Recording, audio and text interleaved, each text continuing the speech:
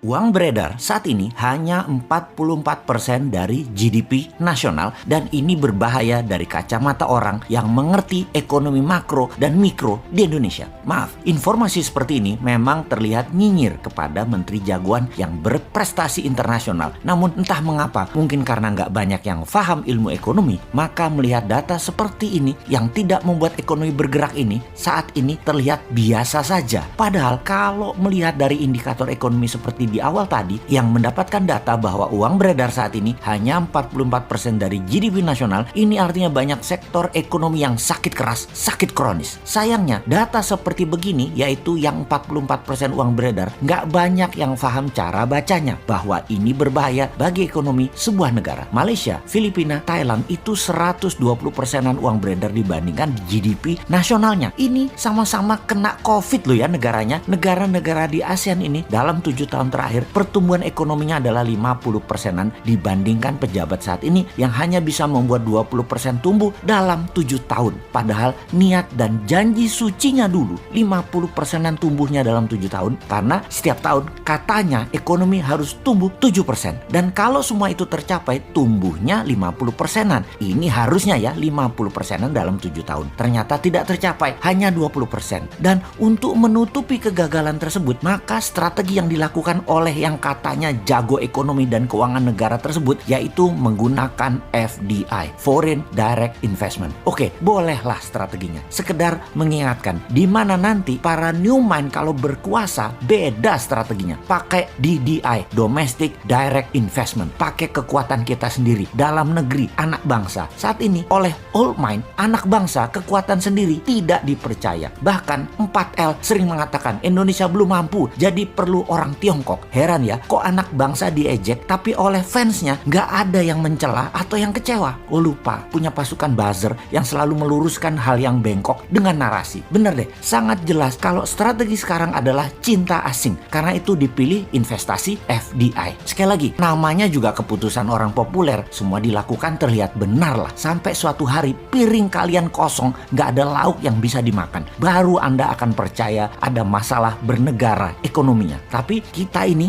warga negara yang baik. Kita setuju FDI. Coba sekarang kita kalkulasi strategi FDI itu. Setelah kita hitung FDI dana masuk dibagi jumlah penduduk Indonesia, ternyata di Indonesia hanya dapat $100 per orang FDI-nya. Dibandingkan Singapura tahun lalu, FDI masuk ke Singapura adalah $19.000 per orangnya. Jauh langit dari bumi FDI Indonesia dibandingkan Singapura itu. Oke, kita samakan dengan Vietnam kali ini. Bagaimana? Biar nggak hilang muka tuh pejabat yang sering dapat hadiah dari negara pemberi hutangan. Vietnam ternyata dapatnya $270 per orangnya dari FDI di tahun lalu di 2020. Oke, kita ke Malaysia sekarang. Malaysia, Filipina sama dengan Indonesia. $100. Seneng? Tahu kalau Filipina dan Malaysia sama dengan Indonesia? Seneng ya? Harusnya yang nggak seneng. Old mind seneng. New mind yang nggak seneng lah. Indonesia tuh punya segalanya yang Malaysia dan Filipina nggak punya. Kok hanya dapat $100?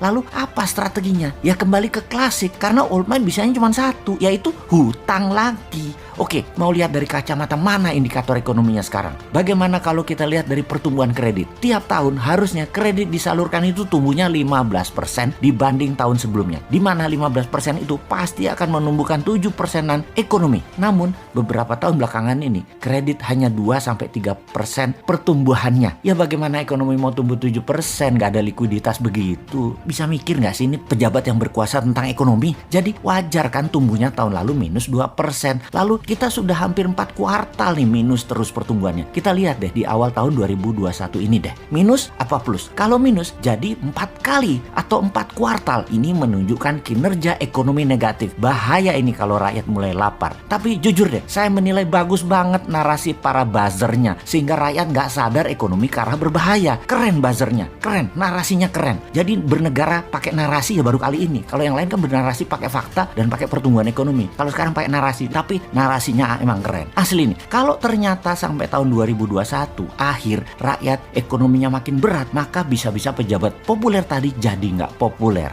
Dan jangan sampai nengok semua ke Bosman karena semua yang dikatakan Bosman terlihat benar. Tar dulu, nggak benar juga Bosman ini semua analisanya benar. Namun kalau utak-atik hitungan ekonomi rasanya jarang meleset. Lalu kalau sekali lagi sampai akhir 2021 ekonomi Indonesia masih minus, apa saran untuk mengatasi hal ini? Maka kaum New Mind akan berkata gampang, tahun 2022 pemilu dipercepat aja, nggak usah nunggu 2024. Piejal, setuju?